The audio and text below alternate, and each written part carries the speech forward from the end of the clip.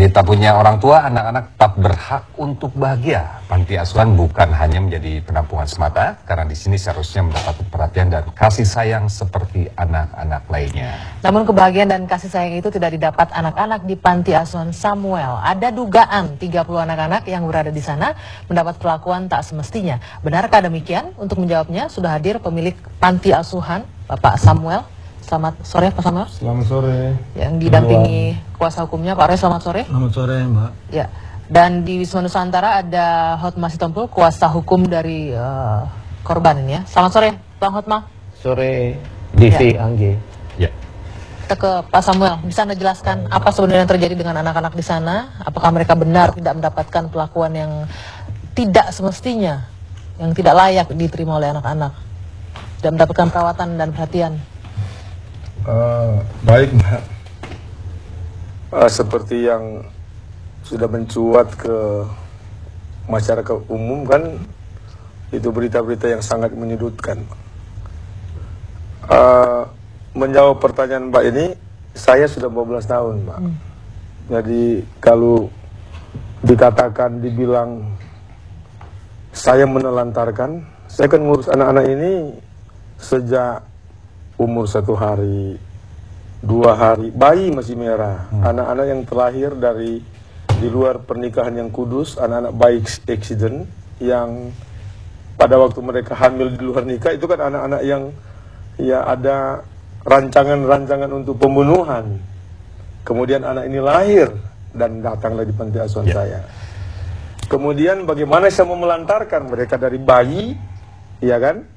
Saya sendiri kebetulan yang ngurus, ditambah dengan teman-teman yang lain, ada suster ya. Kemudian dia menanya ke usia 5 tahun, 6 tahun. Kemudian dia sekolah sampai hari ini, saya masih mengurus mereka sekolah antar. Pak Samuel. Itu kan hal yang Betul. bertentangan, berlawanan dengan katanya penelantaran. Di mana penelantarannya kan gitu. Apa yang menjadi informasi juga bahwa ada sejumlah anak yang akhirnya melarikan diri dan mengaku mendapat perlakuan yang tidak semestinya begitu. Itu saya jadi bertanya-tanya, tidak ada yang seperti dalam pemberitaan anak-anak ini lari dari tempat saya. Jadi saya pengen luruskan. Ada yang inisial H sempat berhasil melarikan diri dari Saya tempat luruskan Anda, dulu Pak Mbak ya. Samuel. Yang ada anak-anak tanda kutip ini seperti ada penculikan, bukan lari dari tempat saya. Ini kan ada yang pulang sekolah. Penculikan Kan dari mana maksudnya? Penculikan seperti apa? Mereka ini kan ada mengaku pulang mereka sekolah ya. Tiba-tiba kok tidak pulang sekolah 3 hari. Kemudian kan saya kan tahu, saya kan ayahnya kan. Saya tahu dia tempat main di warnet mana, kan saya cek lah ya. Saya punya tanggung jawab. Dia mesti karena sekolah kan gitu kan. Ini maksud Anda yang lapor bahwa mereka berusaha melarikan diri itu berbohong begitu? Itu tidak benar ya, saya katakan tidak benar karena mereka bukan, anak-anak itu bukan lari dari tempat saya, kan tiba-tiba nggak pulang dari sekolah, tiba-tiba kok beberapa anak ini yang ada Menurut lagi Anda diculik tempat main, begitu? kan, Menurut Anda tanda diculik kutip begitu? ya seperti kayak diculik. Oke, kita coba tanya ke Begitu. Bang Hotma. Bang Hotma, benar demikian Bang Hotma? Malah dikatakan bahwa anak-anak ini diculik, bukan berusaha melarikan diri atau menyelamatkan diri dari panti asuhannya. Saya mendapat laporan dari donatur yang mendapat keterangan dari semua anak-anak itu. Kalau ada yang bilang anak-anak itu tidak melarikan diri, yang bilang itu 1 orang. 17 orang bilang melarikan diri, disiksa, dan macam-macam. Kita lihat faktanya saja. Semua orang boleh membela diri. Biarkanlah fakta yang menjadi kenyataan nanti dan pihak kepolisian yang akan mengusut ini semua. ya. Ini artinya Bang Hotma, ada anak-anak, sejumlah anak-anak yang melapor kepada donatur tentang perlakuan mereka, begitu ya? Betul. Si donatur ini didatangi oleh beberapa anak-anak. Donatur menjadi curiga dengan caranya masuk, melihat apa yang terjadi di dalam, merekam, dapat data-data, divisum.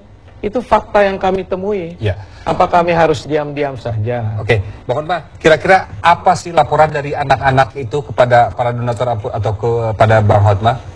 Dalam bahasa yang singkat, mereka menderita bahwasanya nanti apa jenis penderitaannya itu, biarlah itu disampaikan di pihak kepolisian. Kalau saya buka di sini, nanti dibantah lagi. Sebaiknya kita serahkan pada pihak kepolisian. Namun yang terpenting sekarang adalah menyelamatkan semua anak-anak itu, termasuk yang masih ada di dalam. Kan fakta, TV One melihat semua apa yang ada di situ.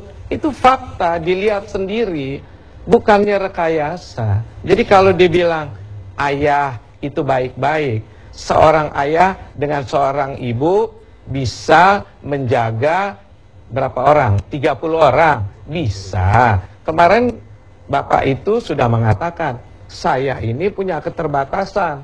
Lah kalau tahu punya keterbatasan, serahkan pada orang lain.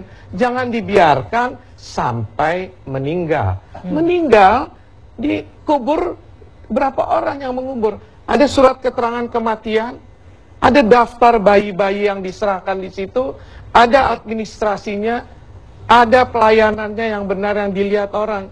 Saya sangat bersyukur. Katanya sudah mengurus selama 14 tahun. Apakah kita tahu apa yang terjadi selama 14 tahun? Apa jawaban Anda Pak Samuel terhadap banyaknya bayi-bayi atau anak-anak yang disebutkan Saya pikir dalam prosedur? pasti Pak Hotma tidak tahu karena Pak Hotma tidak pernah datang ke tempat saya kan gitu Pak. Jadi ya saya sudah melakukan yang terbaik lah, tinggal masyarakat yang sudah pernah datang paling tidak. Tapi ada juga kesaksian dari warga sekitar yang mengatakan mereka juga curiga anak-anak yang sering disakiti. Bahkan ada yang memiliki rekaman. Tadi kita putar berkali-kali. Salah seorang pengurus di panti asuhan Anda menjewer anak itu, menarik. Saya tidak perlu mengomentari itu Pak. Nanti kan ini Kenapa sudah tidak masuk perlu mengomentari? ranah Karena hukum. mungkin kita ada Ya. penjelasan sedikit. Apa yang dilakukan oleh pengurus panti asuhan dengan menjewer anak itu sambil menarik ke dalam? Saya tidak pernah melakukan penjeweran anak itu ya. Jadi ya saya tidak bisa komentari lah kan ini sudah masuk. Salah Lebih seorang baik pengurus panti asuhan Anda yang melakukan. ya Apa penjelasan? saya tidak katakan demikian. Saya tidak no komentar soal itu ya. Mungkin ini sudah masuk ranah Mas Roy hukum. akan Iya, jadi begini. Saya kira apa yang disampaikan Pak Hotman, satu bahwa kita menghargai proses hukum yang sedang berjalan, ya. Apa yang terjadi sehubungan dengan laporan ya, melanggar pasal 77 dan pasal 80, ya saya kira kita akan ikuti proses itu di kepolisian. Nah, perlu saya sampaikan bahwa hari Senin depan Pak Samuel dan Ibu Yuni sudah dipanggil oleh Polda Metro Jaya untuk didengarkan keterangannya.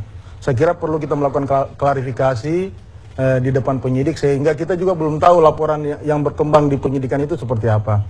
Sehingga kita tidak mau supaya jangan sampai kita mengira-ngira, menafsirkan sehingga kita akan bisa berdebat kusir. Ya. Saya kira saya setuju dengan Mbak Hotma tadi bahwa karena ini sudah di ranah hukum, sudah disidik oleh Polda Metro Jaya, kita tunggu saja apa yang terjadi dalam proses pemeriksaan yang Baik. disampaikan oleh penyidik nanti Jadi kepada ke Pak Samuel, tadi apa yang dikatakan oleh Pak Fatma, ada kegundahan dari para donatur, atau mungkin sebagian besar atau kecil, kita nggak tahu. Hanya ada laporan dari anak-anak yang menceritakan tentang kondisi yang terjadi di panti asuhan. Jadi selama ini bagaimana sebetulnya antara panti asuhan dengan donatur? Donatur yang dimaksud seperti tadi saya tidak pernah mengenal dia Pak. Jadi sudah ada inisialnya ya namanya ya, atau namanya sudah disebut? Tidak pernah Oke. mengenal Sebentar. donatur itu ya. Oke, ini Pak Samuel, Anda lihat itu ya, tadi ditarik kupingnya oleh salah pengurus panti. Kita tahu, kita sepakat kalau ini biarkan nanti proses hukum yang berjalan, tapi kita juga perlu mengkonfirmasi fakta-fakta yang dikumpulkan oleh tim kita di lapangan. Penjelasan Anda nanti Pak Samuel terkait tayangan tadi, kita jeda dulu sejenak.